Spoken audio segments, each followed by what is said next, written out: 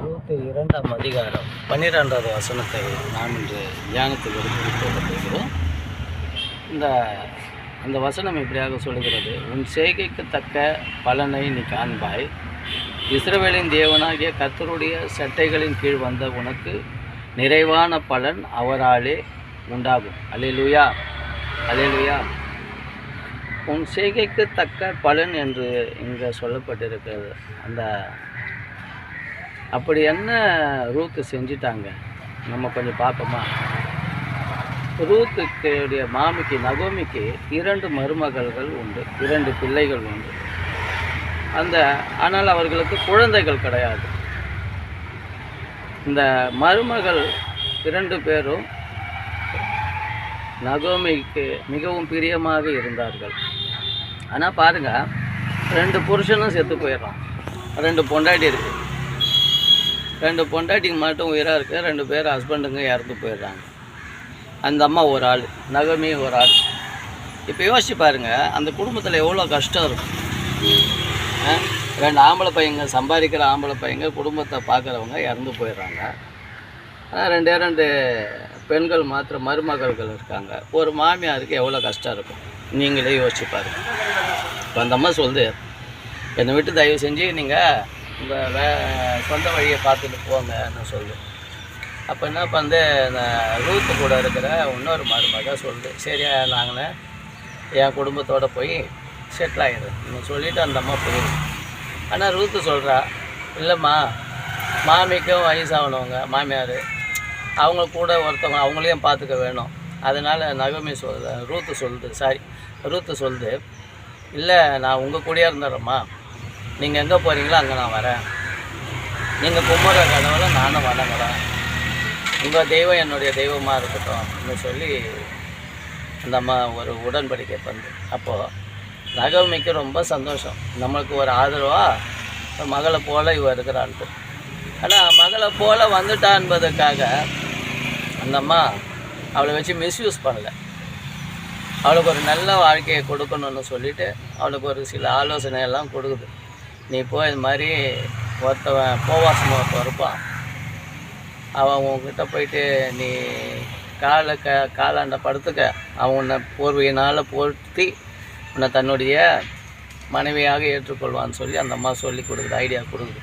பாருங்கள், தன்னை நம்பி வந்துட்டான்றதுக்காக அவளை சுயநலமாக வச்சு மிஸ்யூஸ் பண்ணல, நம்ம கூட வச்சுக்கலான்ட்டு அவளுக்கு ஒரு நல்ல வாழ்க்கையை அந்த அம்மா காத்துது, ஒரு நல்ல மாமியார்னு நினைக்கிறோம்.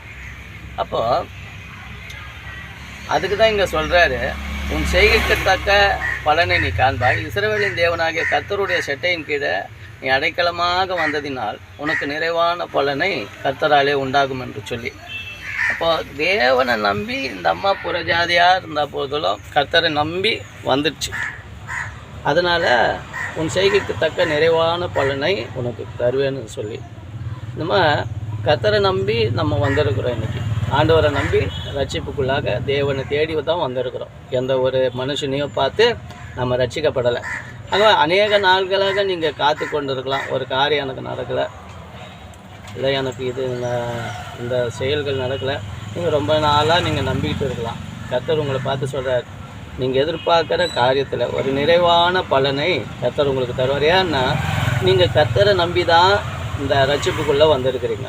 இந்த மனுஷனை நம்பியெல்லாம் கிடையவே கிடையாதுங்க. என்ன தான் நம்ம ஊழியக்காரங்களை நம்மளை நடத்தினாலும் நம்ம யாரை தான் பார்த்து வந்திருக்கிறோம், கர்த்தரை தான் பார்க்க வந்திருக்கிறோம். அல்லேலூயா, அல்லேலூயா. அது ஒத்துக்கிறீங்களா? அப்போ தேவனை நம்பி வந்த உங்களுக்கு தடைப்பட்ட காரியங்கள் எல்லாம் கர்த்தர் தான் பண்ண போகிறாருங்க, நிறைவான பலனை தரப்போகிறார். உங்கள் வாழ்க்கையில் கிடைக்காத தடைப்பட்டு இருக்கிற செயல்கள் காரியங்கள் நீங்கள் தேவனையே நம்பிக்கொண்டு இருக்கிறபடினால உங்களுக்கு ஒரு நிறைவான பலனை கேளுங்க. ஆண்டவரே, எனக்கு ஒரு பலனை தாங்கப்பா, உங்களை நம்பி வந்திருக்கிறேன். நீங்கள் கேட்குற பிள்ளை தான், அழுகிற குழந்தைக்கு தான் பால் கிடைக்கும், பசிக்கிற வயிறு தான் சாப்பாடு சாப்பிடும். நீங்கள் இந்த வார்த்தைகளை வாஞ்சித்து விசுவாசித்து நீங்கள் ஆண்டவரிடத்தில் கேட்கும்போது இதை பெற்றுக்கொள்கிறீர்கள். அல்லேலூயா. ஆண்டவரே, வாழ்க்கையில் உண்மை நம்பி வந்திருக்கிறேன்ப்பா, உண்மை மாத்திரம்தான் நம்பி வந்திருக்கிறேன். எந்த மனுஷனையும் யாரையும் சார்ந்து வரல, உங்களை மாத்திரம்தான் நம்பி இருக்கிறேன். உங்கள் பாதத்தின் கீழே பாருங்கள், மரியாள் தன்னுடைய ஆண்டவர் இயேசு கிறிஸ்துவனுடைய பாதத்தில் அமர்ந்து தன்னை விட்டு எடுபடாத நல்ல பங்கை தெரிந்து கொண்டார் என்று சொல்லி வேதம் சொல்கிறது. இப்போ இந்த போவாசுடைய பாதத்தில் அந்த அம்மாவுக்கு ரூத்துக்கு ஒரு வாழ்க்கை கிடைச்சது போல் இயேசு கிறிஸ்துவின் பாதத்தில் நிச்சயமாக நமக்கு ஒரு வாழ்வு உண்டு.